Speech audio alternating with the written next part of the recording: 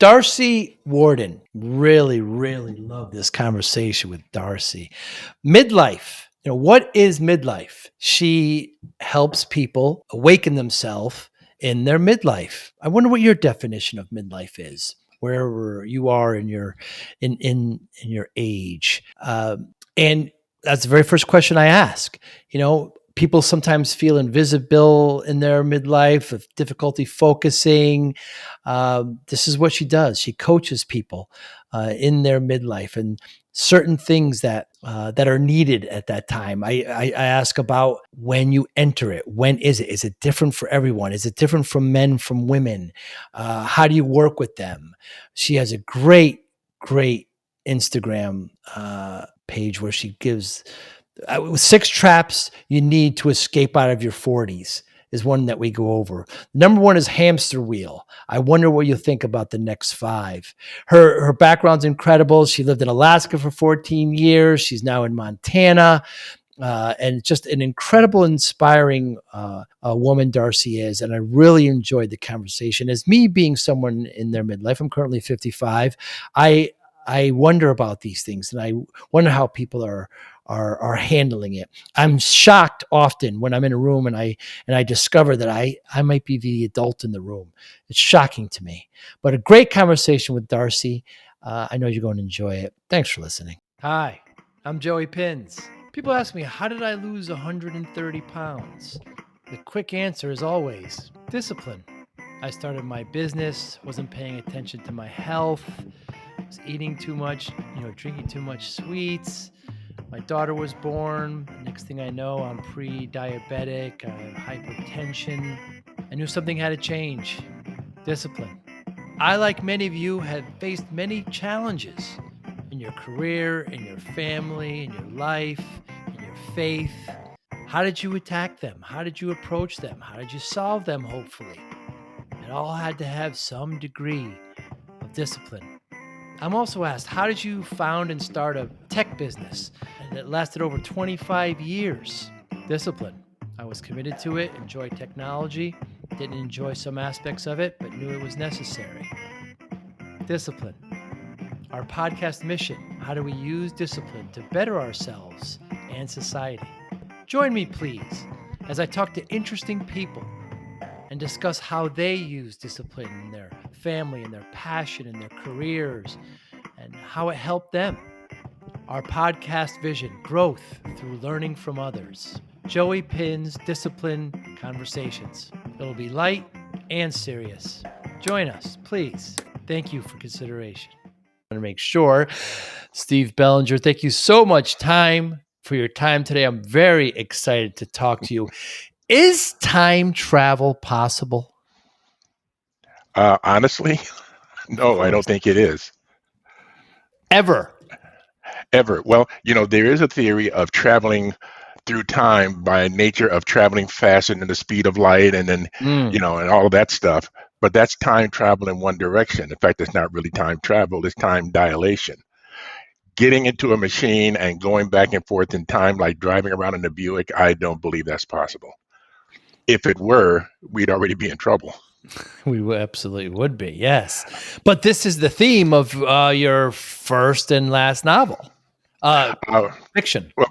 Well, my first novel, well, again, it is science fiction. Yes. I mean, do you believe everything you see on Star Trek?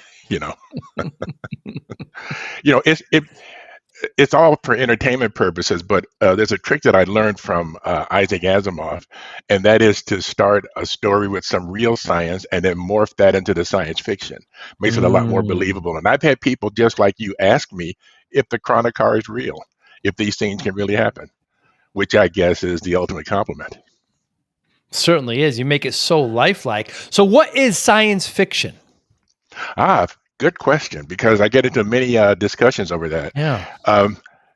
In my opinion, science fiction is a story where the science, whether real or imaginary, are so central to the story that without it, it would fall apart. Now, by that definition, Star Wars is not science fiction. The technology, the lightsabers and the spaceships, they're just settings. It's basically a story of rebels fighting an evil empire. It's almost Mm. like King Arthur. You could tell the same story with metal swords and wooden ships. But in a story like maybe some of the Star Trek movies, without the Enterprise, without some of its science, quote unquote, you wouldn't have a story. In the case of the Chronicar, without the science of time travel, there would be no story. See, I always thought anything from the past is fantasy. Anything in the future is science fiction. So Star Wars is in a galaxy a long, long time ago. So it's in the past. So it's more fantasy. And Star Trek, some of the other space ones are more science fiction. Thoughts? Well, again, science fiction, I think, depends on the content whenever it happens. I mean, Mm, Westerns took place in the past. That's not science fiction, except mm, for cowboys versus aliens, I guess. But, mm. I'm really old fashioned sci fi. I Yeah. uh, cut my teeth on Isaac Asimov, Arthur C. Clarke, and those guys. In fact, one of the compliments I get with my novels is that they do harken back to the classic days of science fiction. And again, it's science. It's whether the science is real or not, obviously, but it's the science that makes the story. It's the unusual things that happen that makes the story. I also tell my fans, if you will, that what makes my stories different is that there are no space aliens. There's no intergalactic battles. It's just ordinary people in extraordinary circumstances, which makes it a lot more believable. Like So a movie science like, fiction, well, sorry, yeah, so science fiction doesn't have to be outer space. Is my point. right. Like Minority Report, for example, where it's in the Mhm. future and they're trying to stop things from happening. There's some time travel involved. You could still consider that science fiction. Oh yeah, it's science fiction. But what's interesting is that take for example the original time travel story of H.G. Wells' The Time Machine. There are a lot of things that sort of glossed over. I mean, he goes back and forth in time, and there are no consequences. Let me run this by Mm. you. When you travel through time, are you also traveling through space? Because if I were to get into a time machine right now and go back exactly 1 hour, I'd be a half a million miles out in space because that's where the Mm. Earth was an hour ago. Was So right. that's one of the things that we deal with the Chronicar. In fact, a friend of mine, Sue Burke, you may have heard of her. She's written some great science fiction. She says that my stories actually solve the time travel paradox because it takes all of these things into consideration. That's why I opened So, up with that question. Yeah, yeah, yeah, very, very true. Now you took like 2 or 3 years to write the Chronicar, the first book, correct? right, most of it was historical research because it takes place during a real time and involves a real event. And some of it was the science. I mean, I did a little research on Isaac Newton and how things work in the universe to try to make sense out of how time travel could work if it were possible. Hmm. So just to make it realistic. And with always of the intention of writing this book. Yes, yes. And that was my dream. I've been playing around with this idea for years, and I finally sat down and decided to do the research and write it. In fact, I put the thing on the shelf for a while, and then my wife picked it up, read it, and threatened to Right. divorce me if I didn't submit it to a publisher. And Talk did about you? motivation. Yeah, Yeah. yeah, there's no greater, perhaps. Did you storyboard? How much of the story did you have? Oh well, I'm a bad example for writers because I write by the seat of my Really? pants. I make some notes, I put it together in my head, and then I sit down and just start writing. Of course, Wow. you go back and you edit and you edit. But I guess I can see it in my mind almost like a movie and just put it together that way. The only organizing I did was I had a spreadsheet with timelines because with time travel you got to keep track of where you are and Mm, whatever. So mm. this guy was born at this date, this guy born at that date, what age would they be at different times? But other than that, it was just the story wrote itself. So with the characters, you had no idea what was going to happen to them. You I just kind sort of of had like, an idea. Well, I had a general idea of what the effect of time travel would be in the story. hmm, The ending, which I'm told is a big surprise ending. I've it been told is. that, It yeah, is. okay. And a friend of mine says he was in traction for a week after reading that. But the thing about it, it is the only logical way to end the story. So it Yeah. surprises me that readers are surprised by it. Um, Again, the story wrote itself. One of the secrets of all of my novels is that the main character is always based on me. Tony Carpenter went to IIT, Illinois Institute of Technology. So did I.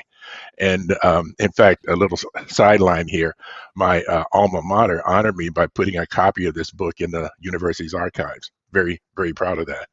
But what I did was when something would happen, I would ask myself, what would I have done at that time in Mm. my life? And pretty much that's how the story works out. I heard you say though that you did have an almost ending in mind, and you kind of worked backwards. Yes, yes, I do that a lot. You get an ending and it's a great ending. So how do you get there? You know, Mm. because to me, it's the ending. The last thing you see is the thing you're left with. And that's the one thing that is always in the reader's mind. Oh my God, that's what happened in the end. And of course, now they're dying to read the next book. You mentioned once that an editor tells you to make a change and you didn't like it and you said no, but then you sat and reflected on it and ended up being one of the best parts of the book, you feel. Well, actually, that was up there. That was in a writers group. So the Yeah. guy was, in fact, he hadn't even written anything himself yet, and he had suggested moving this line from here to there. And I'm walking around saying, guy's an idiot, doesn't know what he's talking about. I moved that line, and again, it is the best line in the entire book. I love it, and I learned from that to listen to people and listen to their Mm. suggestions. I don't know everything. I like to think that I do, but the reality is I don't. Mm. I find, Steve, as I get older, I have more questions than I have answers, you Oh, know? absolutely, absolutely. I've often And asked myself if I could travel through time, would I do it? Scares the hell out of me, just the thought of it, yeah. because I, you you know, don't know what would happen. That's right. You don't. And I get the question every once in a while, if you can go back and change something, what would you tell yourself? And the truth is, I wouldn't change a thing. Things are good. My children are healthy. Everything is going well right Exactly. now. Why change anything? I've often thought about, I look upon my life, I'm 73 years old. I've been around for a Yeah. very long time. And I've often thought, what if I had done this instead of that? What if I made this Mm, turn instead of that turn? Well, maybe I would be more wealthy. Maybe I would be more successful, but I would never have met my wife. I would mm, never have had my daughter. I would never have met some of the friends that I have that are valuable to me. Perhaps I would never have written a book. mm. Who knows? You mentioned you're 73. The first book you wrote when you were 65. I tell people you're never too old to start a new enterprise. But if you're not 65, don't wait. Mm, Do it when you're ready. It you do it when it comes up. I've written other things that just weren't publishing ready. And it's also easier to get things published now than it was, 30 years mm, ago, the mm, first mm. time I tried to get something published. Yeah, there's lots of self publishing. Now you're a bit of a tech geek like myself. Did you ever put pen to paper when writing, or is it always on the keyboard?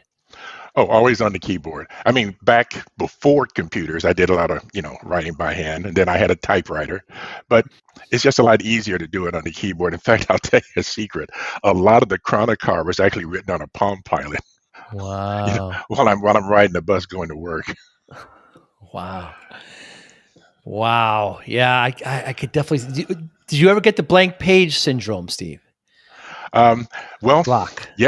yes and no. When I get uh, writer's block, I just stop and walk away from it. In fact, something I discovered, it's been a while. The last time I had a major block like that, it was years ago. I sat down and just started writing fan fiction Hmm. because you're familiar with fan fiction. It's where you Of write course. your stories based on Star Trek or whatever because you don't Right. have to develop characters and you Hmm. just write the story that you imagine. And I love doing the crossovers. Where the if you're familiar with the Highlander series, Of course. Okay, where he lives forever, right? So Yeah. why would he not show up in the Star Trek universe? And Mm. so, and it's a way to keep writing, keep the juices flowing until the block is gone, until you come up with whatever it is you need to get to make the story go forward. And once the block frees, it's like a waterfall. I'm up all night writing. Mm. What's amazing to me, Steve, is that you were doing this research for this book for 3 years, 2 to 3 years, Mhm. doing science and everything, but you didn't block it out. You actually didn't storyboard it. You just had an idea of what where, or I guess you kind of had the ending. Yeah, I had the end. Well, I mean, and I had the basic idea in mind, but I I see. was part of it. I'm always afraid that if I take and put something down and storyboard it, as you say, my mind will get locked into that idea, and I'm Ah. not open to other things. By just having it sort of floating in my mind, I'm walking down the street, I see something, and oh my God, that would work. I Hmm. used to do radio drama back in the 1970s, and I had written this great little detective story and could not figure out how to end the thing. And it Mm. just fell into my head one day while riding the bus, just bang out of the blue. Perfect ending. It just happens that way. Hmm. It's called having fun with it because, Yeah. I didn't put any deadlines on myself. I've only written 4 books where a lot of writers I know have written 30. Well, this is all Mm. I just want to write what I want to write and Mm. have it come out the way I wanted to come out. And I've been pretty happy with everything I've done so far. And you have mentioned, I've heard you mention that a lot of the stories relate. You kind of put yourself into it, Mhm, and the characters. There's you're an African American man. Does that mhm. influence at all the writing, your audience, the style? Well, absolutely. I mean, you write what you know. If Mm, you had written the Chronic Car, it would have been from your point of view. that's right. I tell people I don't like it when people try to call my work black science fiction. Mm, It's science fiction that happens to black people. The Chronic Car is science fiction first and foremost. It's about a time machine. It just happens that it's black characters that discovers it.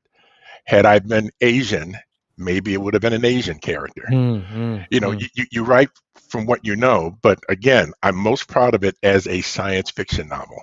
And sometimes I get lost in the historical parts of it, but it is science fiction first and foremost.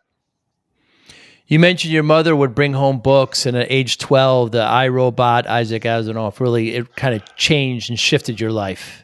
That is what started the whole thing. And I fell in love with science fiction. And by high school, when Star Trek came out, I went completely bonkers over that stuff. And I would write little comic books and stories and things of my own that no one's ever seen. I would love to find some of that stuff somewhere. And it was my dream to eventually write, quote unquote, the great science fiction novel. It just took me a few years to get there. Mm. Is there any kind of science fiction you don't like? Um, I don't know if it's real good science fiction. I don't like. I guess when you talk about not liking it, it turns out things that aren't really science fiction. Mm. Where you really get into intergalactic societies and all of these strange things. The only movie I've ever fallen asleep on was a Star Wars movie. Oh boy. It was the one about the clones. I'm not knocking Star Wars, but there was just Sure. so much talking heads and whatever. I fell asleep till the first explosion. Whereas good, pure science fiction, if it's done right, I love it. My favorite film of all time is 2001: A Space Odyssey. Uh, Most other people fall asleep on it. I've watched it a million times. I absolutely love that film. It is the purest science fiction I've ever seen and accurate. mm. I heard you say that you don't like or you don't follow any of the other Star Wars franchise other than the original series. Yeah, well, the first 2 or 3, they were great. They were groundbreaking. They were exciting. I got into all the action. And then when they decided to expand it, they expounded on the story. It got to be more like fantasy, and I just lost interest. I enjoyed the explosions. I enjoyed the good versus evil. Now they get into all of the relationships and this person doing it's just not interesting to me. Not to knock it. I mean, there are people who love it, and I'm sure the Star Wars franchise will not suffer if I never see another Star Wars film. But I'm also a bit of a well, I'm kind of a curmudgeon, and Come on. and sometimes things when something is wildly popular, I tend to not be as Mm, interested, you know. And people just love Star Wars, and which is great. I love Star Trek, but not all of it, because a lot mm. of the modern Star Trek is getting to be more like Star Wars. So, I one of the arguments I get into when you talk about the original Star Trek movies, my absolute favorite and the one with the most science fiction is the very first Star Trek film, Really, the motion picture. the one with Really? Beecher. Yes, with It's V'ger. pure science fiction. Decker. Yeah. And also, we're not lost in the fact that the special effects are done by the same guys who did Space Odyssey. Mm, But again, that's pure science fiction. Wrath of Khan, great story, but it's about a guy who is trying to get revenge on someone who did him wrong. right. Again, you can tell that story in a Western setting. There's a lot of science fiction in the movie, but it's not the point of the movie. Again, Hmm. not that I didn't enjoy it. I love Captain Kirk and I love Khan, but it's not science fiction. And the fourth one, of course, there's always a big debate. The whales and Earth And coming seeing it, back. and I Yeah. consider that to be science fiction in that it's dealing with the reality of a species going extinct. Could it possibly be that whales that we know are very intelligent could have come from somewhere else? The only thing I have trouble with is that the time travel part gets kind of crazy. Yeah, when they wrap Yeah, around, right? and Yeah. I also hated the fact that they did the whole thing on a Klingon battle cruise. I would have loved to have seen the Enterprise more, but that's another story. As you can tell from the back here, I'm a major fan of the Enterprise itself. Yes, you are. Yes. So the next generation, the 1701C, you weren't a fan? No, actually, I enjoyed Next Generation The because again, a D. lot of that was very good science fiction. Yeah. Some episodes were fantastic science fiction. Some of it not so much, but I got so much into the characters that Mm, even when it wasn't strictly sci-fi, I would still enjoy it. My mm. favorite episodes do involve encountering strange entities in space and strange effects and things like that. Have you ever seen any of the new series, the Strange New Worlds? I enjoy them. 2 seasons, very much so. And it's very interesting because one of the last episodes was a musical, Yes, which I thought I was going to hate. But the premise was so well done that I it thought it was was. excellent, and it actually put forth the story and opened up the possibilities for future things. There was a science, quote unquote, reason for the thing happening. It was actually quite well done. I'm happy to hear that. Yeah, because I thought the Strange New Worlds was very episodic, very similar Yes. to the original series. There was a couple of episodes that kind of strung together, but it was, Hmm. what they did with Spock. What they, Hmm. I enjoyed it, and just the new elements of these characters, and it looks great. What they could do with effects, Oh my yeah. goodness. And it makes more sense. I know that there in Strange New Worlds, there is a little thing going on with Spock and Nurse Chapel. That makes Yes, sense. yes, Spock and Uhura does not.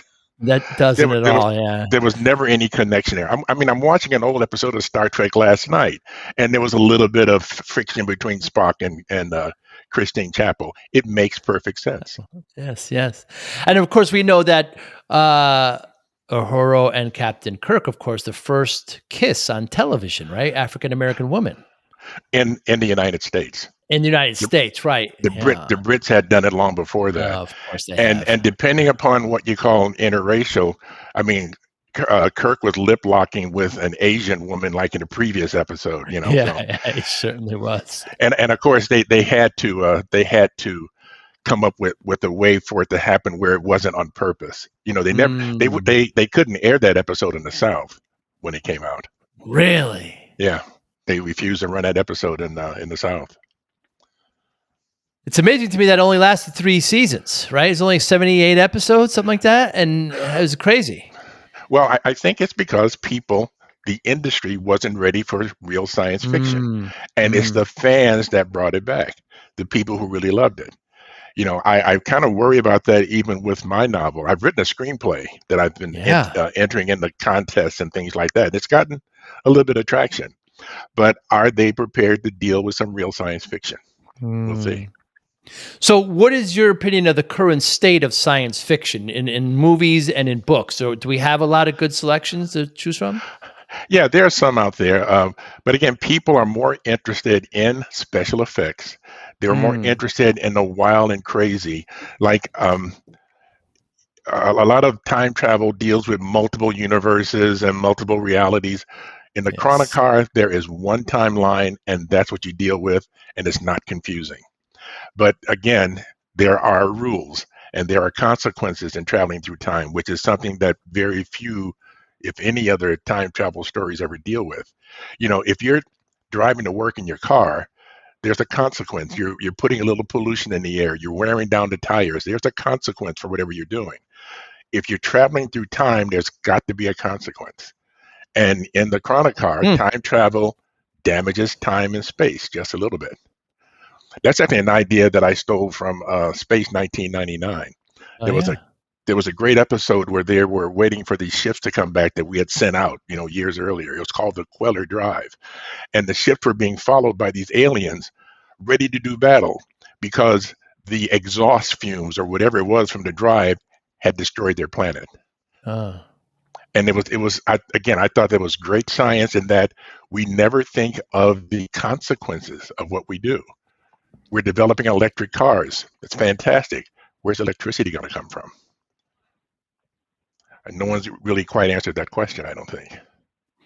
Yeah, you mentioned movies. We hear terms like universe now, right? The Marvel universe, and like all these Hmm. different timelines and canon. If it's going back to canon, and these are all relatively newer terms, and that, that just kind of seems to distort. I don't know, in my opinion, where a Hmm. lot of the story goes. They can kind of get away with a lot of stuff if they don't have to kind of fall back on what they had set up previously. Well, I think they depend on the fact that the younger generation don't know where all of these things came from. Mm, My favorite superhero is still Superman, that's right. You said that. but what they've done to him turns me off completely. I mean, he's almost a bad guy now, It's and I dark. can't deal with that. The original Superman film with Christopher Reeves, he was a Boy Scout. That's what Superman was all Yeah. about. He couldn't understand why people were evil. He just wanted to help everybody. Now he's dark. He's almost as bad as Batman, who's going Right. completely off the rails. So, I've almost lost interest in the new superhero films. They've made them Mm, so dark. And I think that the young people, they've never seen the other and they don't know what they're missing. There used to be a message of good always wins over evil. I want to right. walk out of a theater with kind of a good feeling. Superman has beat the bad guys and the world is safe. Not, okay, Superman may have killed the wrong person. He's destroyed the planet. Now what are we going to do? Mm, That's not entertainment to me. The last Batman film, the one that was 3 hours long, we walked out of the middle of it. did you really? It just didn't work. That's one of the things my wife and I sort of have in common. We Mm. like to harken back to the old fashioned, what it started out as. Big, I was at work talking about. I overheard some young people talking about how great the Mission Impossible films were with Tom Cruise, yeah. and I commented how, I don't know, I think the TV series was actually better. And the guy goes, "There was a TV series? Right. They have no idea." You know, Yeah. Leonard Nimoy was in a few episodes of the Mission Impossible television Yeah, he series. was. He was. And Yeah. that was about the time when I started losing interest, not because of him, but because I had gotten so used to the original characters. Mm. Another reason why it took a while for me to get back into Star Trek because, William Shatner is Captain Kirk. Nichelle Nichols is Lieutenant Uhura. Strange New Worlds, they did it in such a way that they're reintroducing them, and that sort of works. Yes. In the film, they tried to make caricatures of them, and that just Mm. didn't come Mm. together. I'm real happy to hear you like Strange New Worlds because I really enjoy it. I don't know how many people give it. They're having another season, so that means people Yes, like which it. is good. Yeah. Yeah, which is really good. But I think I might have actually watched the first season twice. I just really Oh yeah. the whole Captain Pike. We know what Yes. happens with him in the menagerie, of course, but to see him Exactly. kind of go back and I think they did a really good job. You mentioned your wife. So has the Klingon wedding has that occurred yet? No, that was going to happen just before the pandemic. Ah, Uh, we were actually going to do that on a cruise that got canceled because of the pandemic. So we sort of put that on hold, but it's not a dead issue. We may still pull that off. I've got to get the story is that I was going to dress in a captain's I'm sorry, an admiral's dress uniform, and she was going to have a custom-made leather and lace Klingon wedding dress. And we've got to do that because when I'm in that uniform, that will be the only time I outrank her. That's right. You outrank her the only time. Yeah, you mentioned that. Yeah, yeah. So it's Does still a she? dream. We just got to, pick it Sure. back up. Will any of the ceremony be actually spoken in Klingon? No, it would all be in English. We'll In keep it English. straightforward. We the pastor, the woman who may do it, is enough of a Trekkie that it would work. I I had see. this dream of being asked, Steve, do you take this woman or whatever? And then I would hesitate, and then Donna would turn and say, resistance is futile. Then Now I that would was turn the Borg.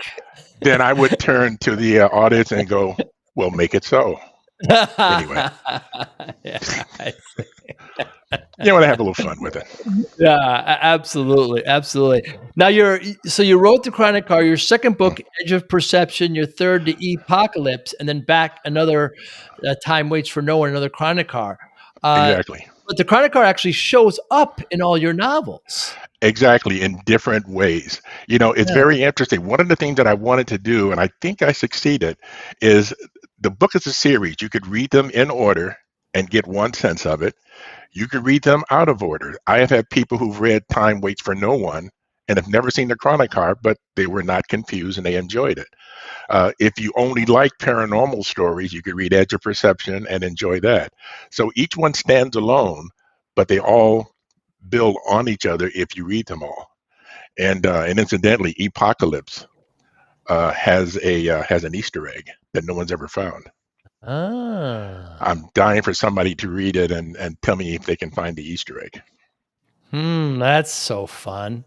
Oh yeah. And you're turning them all into possibly to get it determined the movies. Like if they come to you, I mean, how much control do you want there, Steve? That's going to be a real tough. You're gonna have to wrestle. Well, when I first wrote the Chronic Car, I thought I would like to have complete control. I want it to be exactly the way I wrote it. Right, right. At this point, if they make it a comedy, I'll take it if they pay me enough. Yeah. And who would You know, play the main character if you chose? let's see. I don't know who would play the character of Tony Carpenter. I mean, I once Yeah. thought about a young Denzel Washington would be great, but he's Yes. too old now. In fact, he could Right. probably be Dr. Johnson.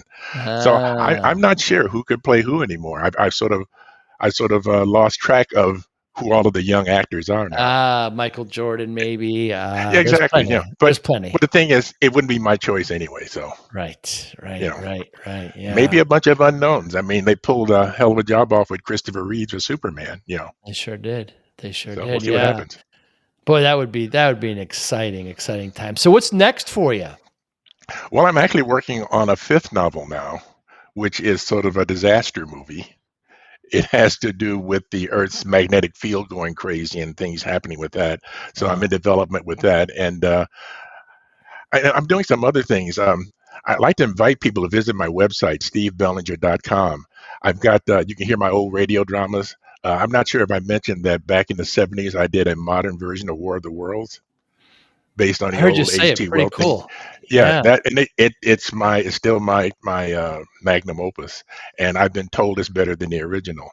And I've done a new series called Once Told, where people are reading my short stories, and uh, and it's amazing.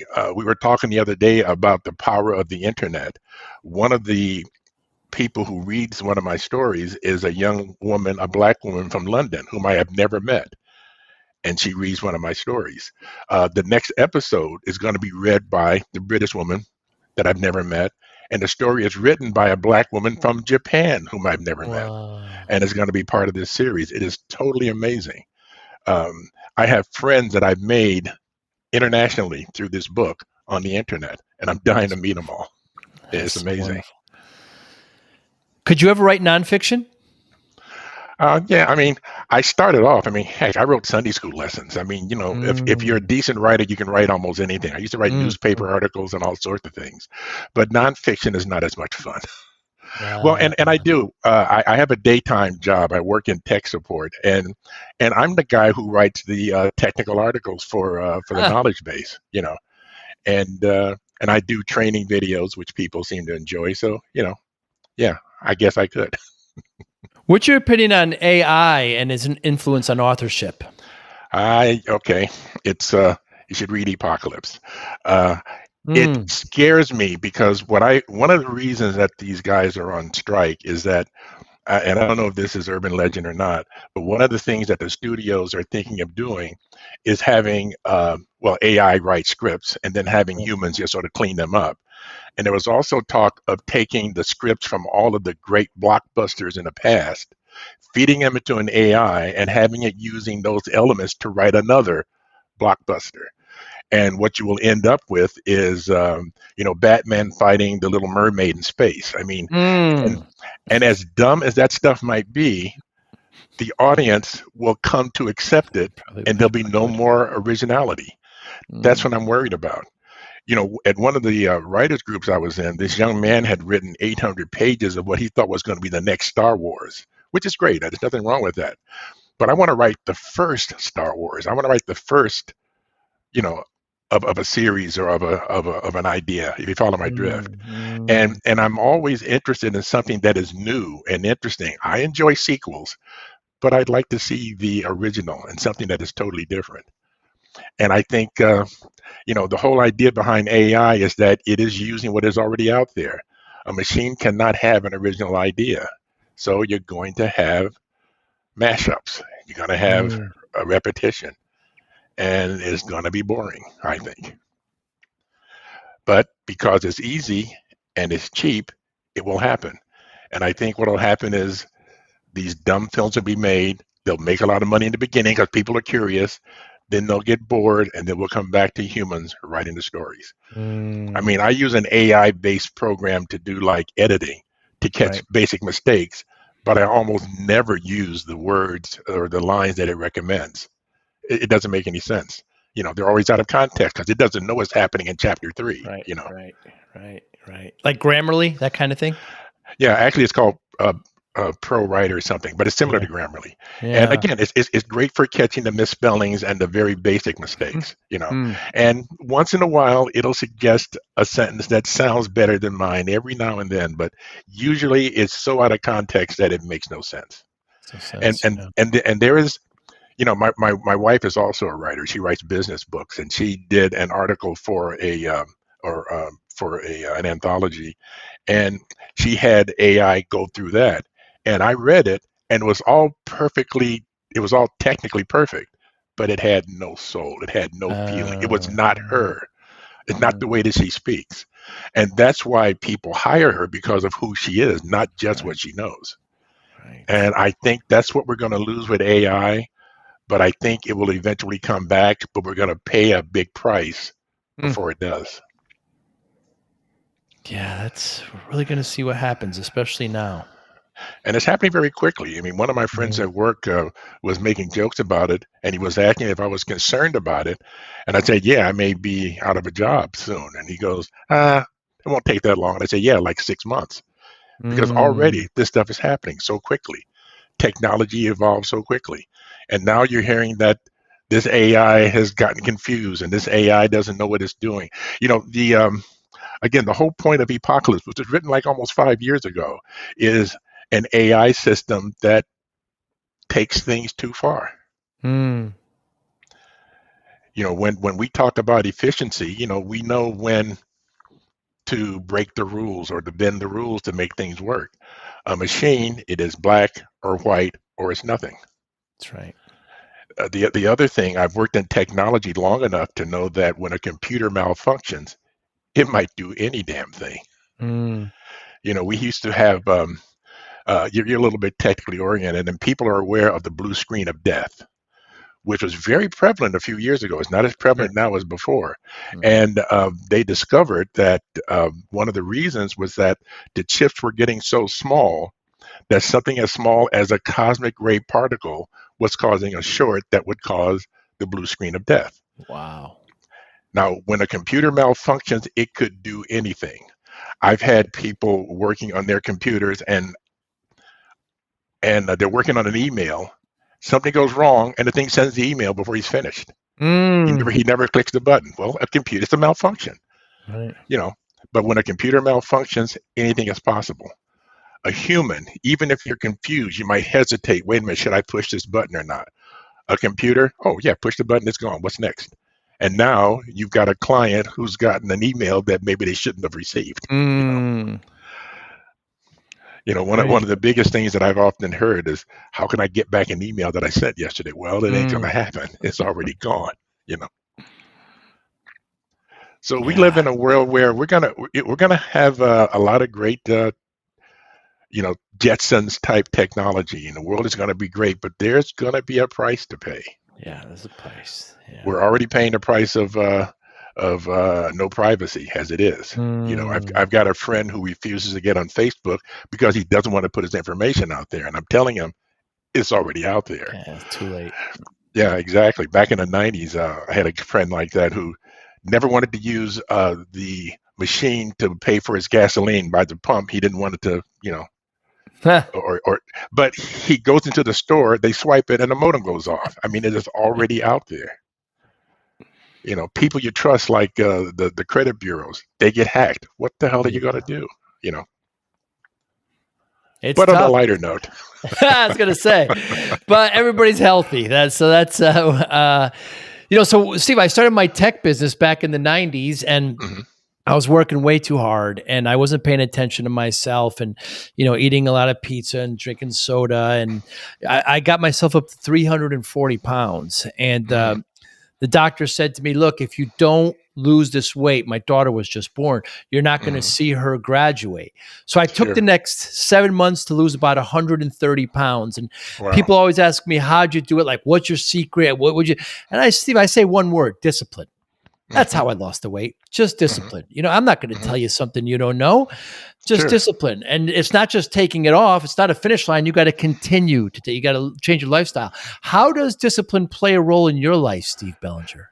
Well, I think I'm fortunate in that I was born in the 50s and I'm a child of the 60s, in that I still like to go out and ride my bicycle. I still like to go out and walk. I know the security guy who is always warning people, when you're going down the street, don't have your headphones on. Make sure you're not looking at your phone. I don't do that anyway. I'm busy observing the world, and especially if I'm in a high crime area, I want to know where everybody is. So I never got into the trap. My best friend is a big gamer. Again, nothing wrong with that. But I can't sit at a screen and play a game for hours. I'm sitting here now talking to you, and I'm looking at the sunshine. I'm looking at the warm weather. How long is that going to be out there? As soon as we're done, I'm going to be out on the beach. Good for you. And I think that's just, it's because of the fact that I'm a baby boomer, and I wasn't born with a device in my hands. A very funny story. My wife and I went to Disney World once. We're sitting in a restaurant, and its family comes, sitting in the next table, and we're noticing how quiet they are. I mean, you're at Disney World, for gosh sakes. Every person in the family, from the father and mother to the infant in the little baby seat, had a device. Wow. And everybody's looking at their devices. They only look up to order their food. And I'm thinking, how are you enjoying this? Half the fun is discussing what you've done and talking about how much fun it was. But I fear that's the world we're coming into, that the only excitement we're going to find is on a TV or a movie screen. So fascinating. You relate discipline just to the ability of going and living and not being connected to technology or the devices, I should say, and not being distracted, just kind of staying focused and smelling the roses. Yeah, again, we talked about, when I get writer's block and why I don't worry about not having written 5,000 words tonight. Right. Because while I'm walking around outside, this next novel that I'm working on, I was standing on a roof deck of the building that I lived in at the time, and I saw these strange rays of light in the sky that was coming from the wrong direction. Whoa. And that drove me nuts until I looked it up, and it's called anti-crepuscular rays. It has to do with the sun being behind you and whatever. There was an explanation for it, but it was so bizarre that it was the the thing that suggested this next story. If I'm sitting in a house all the time, I'm not going to see the Wow. things that are my Wow. inspirations. I didn't get the idea of apocalypse by sitting in a house watching television. Mm. It was watching people staring at their phones and being hypnotized by them. And that's where the idea came from. Hmm. And that's why it's so scary, because that's how the system gets into everybody's minds, through their phones, through their video games, and everything else. Now, the main character is a retired elderly computer geek who has all these years of knowledge and who has the discipline to, no, I don't need a phone all the time. Mm. And he's the one who sees it coming and has to solve the problem. So, in other words, I'm the hero again. Yes. Nothing wrong with that. What Yeah. motivates you, Steve? What motivates me? Living another day, and trying to Hmm. get the most out of life. And I like to inspire other people. Nothing makes me happier when someone reads one of my books and gets it and really enjoys it. Mm. My books, they're not self-published. They're published by an independent publisher. I'd gladly give them all away, you know. Mm. But again, the publisher needs to make their money. I need to make a little money. But I just when someone comes up to me and says that they enjoy, even if they didn't like it, the fact that they read it and got enough out of it to say that I didn't get this part or that much, I'm still Mm. affecting them. My motivation is to try to inspire people, entertain people, get them to think, and to show them that there's more to the world than Star Wars, I guess. Hmm. And how do you measure success? Um, Completion. The book is done. It's beautiful. I mean, it's got this fantastic cover. It looks fantastic, and I It love it. does. That's my success. The first edition had a different cover that was um, done by an award-winning artist. When I held that first book in my hand, I was in tears. That was my success. People are always asking me, what are book sales like? I don't know. People are buying it, but the book is great and it's out there. Mm. Mm. Okay. Did you read it? Yes. Did you like it? Yes. Then I'm successful. Then it worked. I'd love to sell 1 million copies. We're working on that. But right now, I'm happy that I have a quality product out there and people are enjoying it. I had to tell my friends sometimes, I invite them to the book fairs and things that I do, and they often apologize. Oh, Steve, I'm sorry I couldn't make it. Well, again, it's not my friends so much as the people that I don't know that I want to reach with this. My friends, they're going to read it, they're going to love it. But when Mm. someone that I've never met picks this book up and says, this is great, that's it. I've succeeded. Mm. What an absolute pleasure to speak with you today, Steve. I was so excited when you accepted this. I'm a big fan. I can't wait to see what you do next. Anybody who's listening, how can we get in touch with you? The best way is going to my website, stevebellinger.com. That's the missus there. Hi.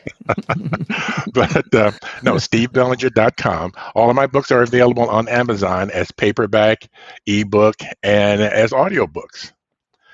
They're also available on Smashwords as an ebook. And if you go to my website, you can also get an autograph copy.